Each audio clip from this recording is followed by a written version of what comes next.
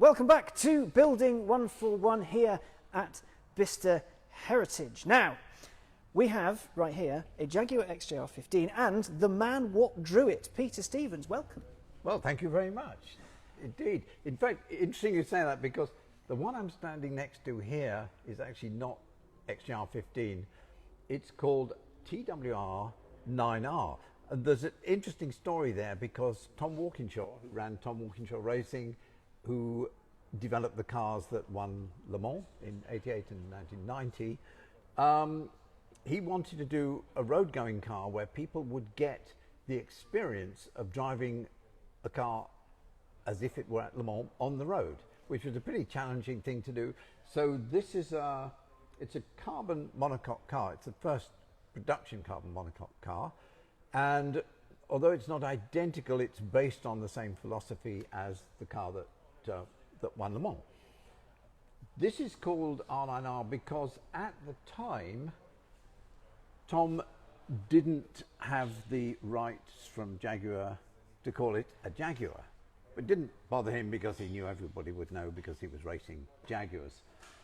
What happened then was that, in fact, he and I had a very secret meeting at a small boutique hotel in Oxford where we talked with the chairman of Jaguar about the car, which Tom was having to come clean and say to them at Jaguar, actually, I've been doing this car and it's got your engine in it.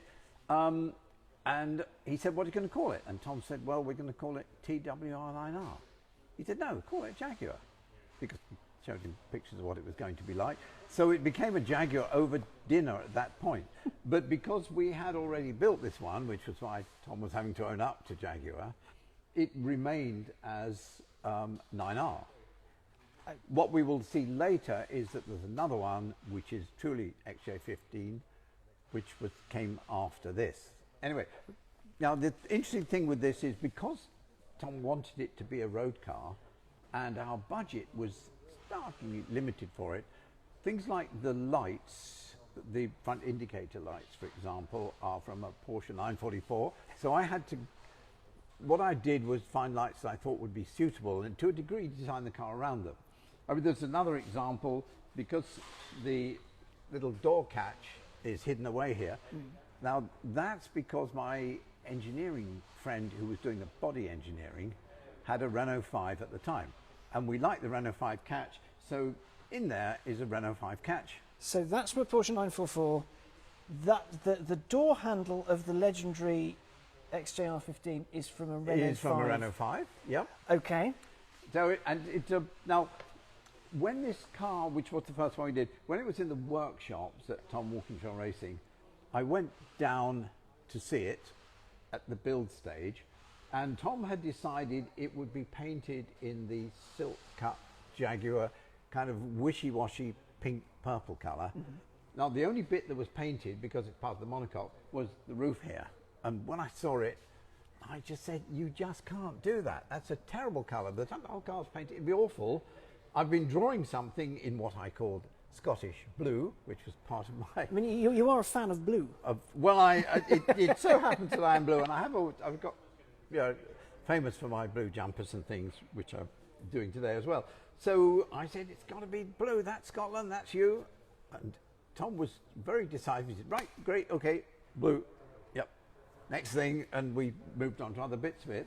Now it uses a V12 engine, which is derived in the way that the Le Mans engines were derived from the road-going Jaguar, but very different because considerably more horsepower.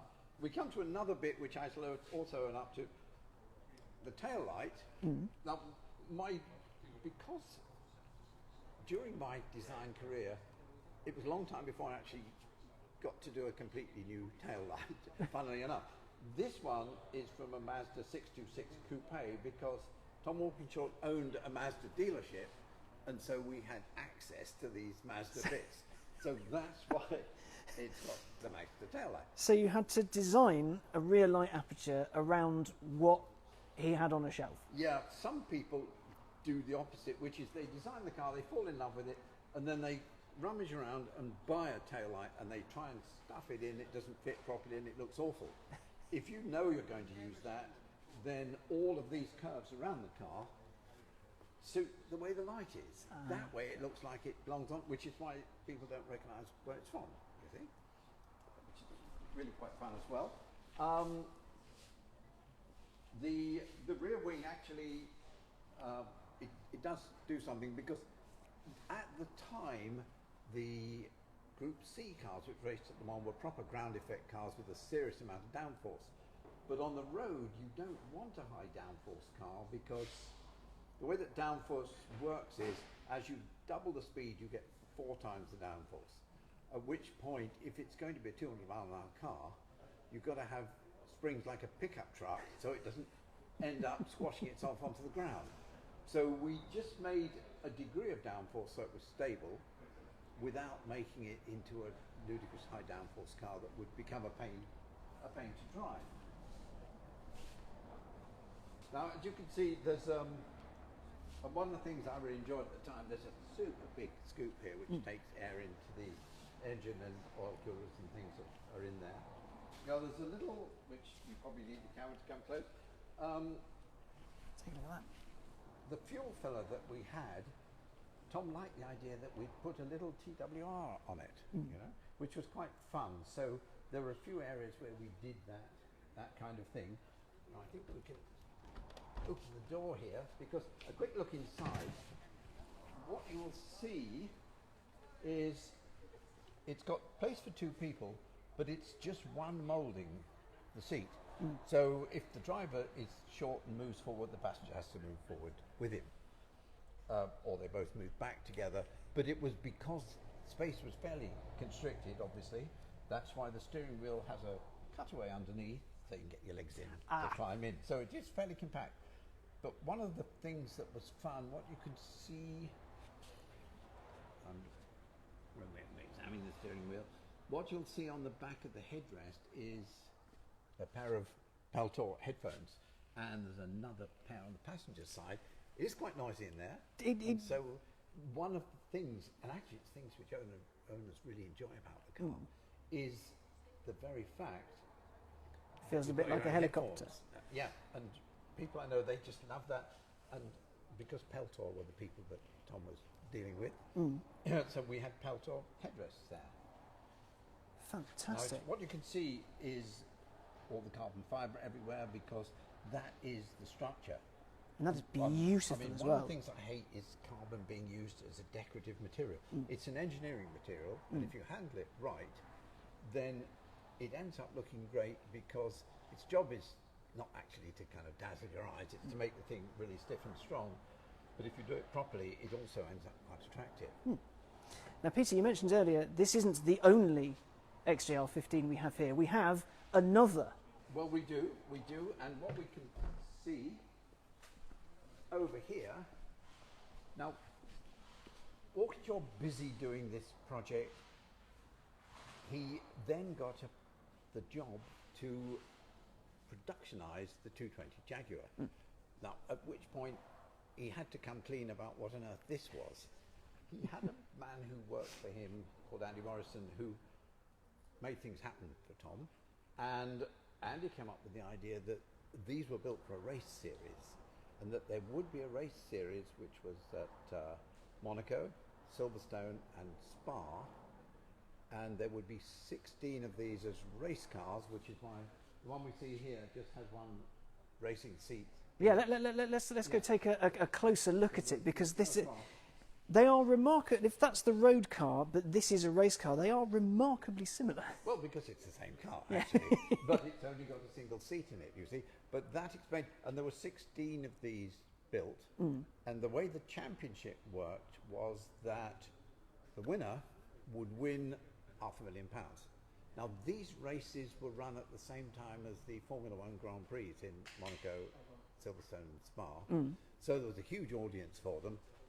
The number of people who were racing them, some were Formula One racing drivers and what we call FRDs, famous race drivers, and they probably took it as a little bit of a lark. So some of the driving wasn't very gentlemanly, And interestingly, a friend of mine who particularly made the mouldings for the front and rear bumpers would watch the race knowing on Monday morning he would get an order for like 6 or 10 new panels, because there was some kind of careless driving.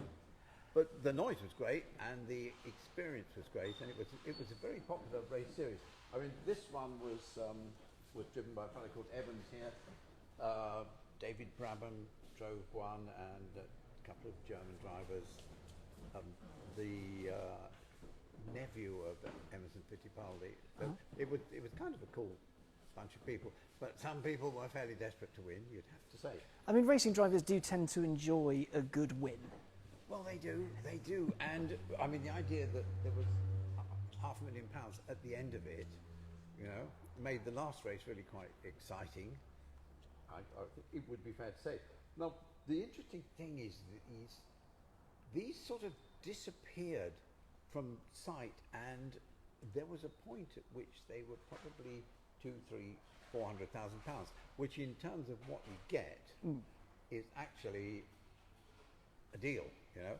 But recently they've to a degree been rediscovered, you know. And Andrew Maynard, who owned the 9R that we saw there, you know, he bought his, I think now 9 years ago, and it's suddenly become something that people like to see, and so the race cars have re-emerged often. And I mean, the value of these things, one's never quite sure, but the way these are looking now, that a really good one is between £1.5 and £2 million. Ooh. So in other words, I mean, it's not crazy money like some things, but definitely they have a value, because even though I designed it, I can say they still look pretty good, I think. And I look at it, you know, and I enjoy looking at them still, because it was a fun project to do. There were only about half a dozen of us who worked on the whole thing. My friend who did the body engineering, and a couple of engineers from TWR, Andy Morrison, who made things happen, as you might say, and me. And when we did the clay modelling full size, and because the budget was limited, I actually did all the highlighting and reflections to get the surfaces looking really good, entirely with the clay model. And we actually then used a material called Dynoc to see how the surface looked, to make sure all the shapes looked fine. We then painted it and took the molds directly off the clay, which was a pretty brave thing to do. So in other words, I had to be sufficiently confident that the shape was what I wanted and would look good, and then we took the molds off it and we made the components just like that. So it was very kind of low key, but it was just exciting. It was very exciting. And when Tom came back from the win at Le Mans in 1990, we had the first car, which was one you saw there, ready for him so he could see it, and he took the number plates off his road-going XJ6 Jaguar, had the mechanics put them on, and went out on the road for a week. I mean, that seems dubiously legal. Well, it's because Tom was enormously enthusiastic about this, and he was just dying to drive it. And he came back, and he was quite full of beans because he won Le Mans, which was... I mean, that is going to improve any week.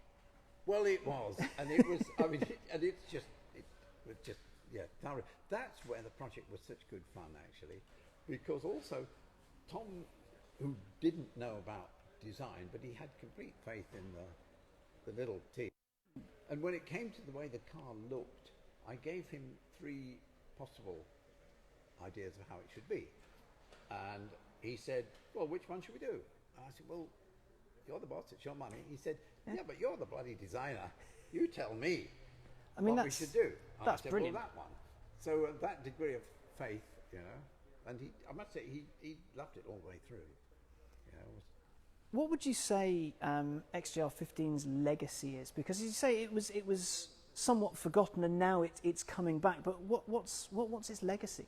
Well, I think it fulfilled exactly what he wanted, in that Valentine Lindsay, who owned this one, he drove it here on the road this morning, and he said it's like driving a Le Mans car on the road. It's glorious. It makes a fantastic sound.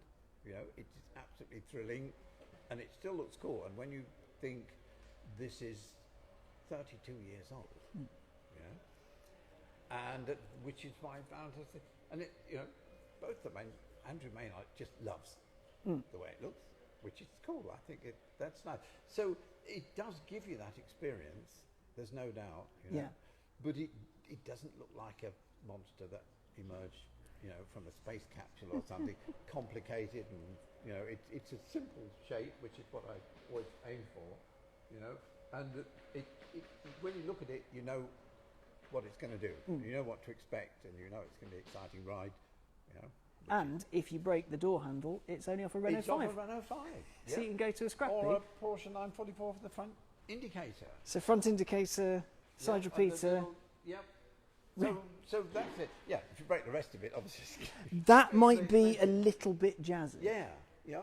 Well, but I think, and it runs, and I think we should hear how it runs. Yeah. So, I think would be Peter Stevens, thank you so much for joining us and for giving us a walk round of these two. We got two XJR-15s. Absolutely. Yeah.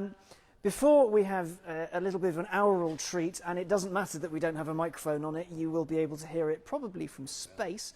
Just want to remind you all that this is a charity show.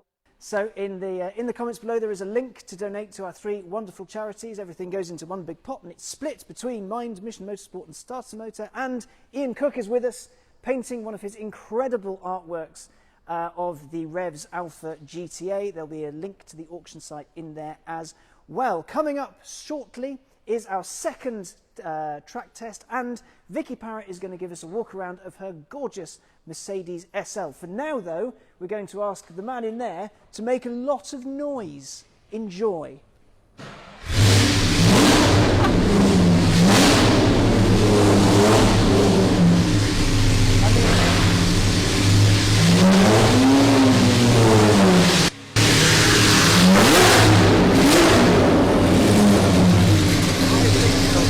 About the right time?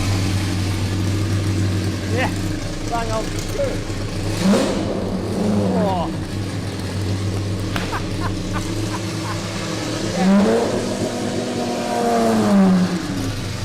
And they're pretty down quick as well. I can do down pretty down quick. Oh, how good is that? Wow, that was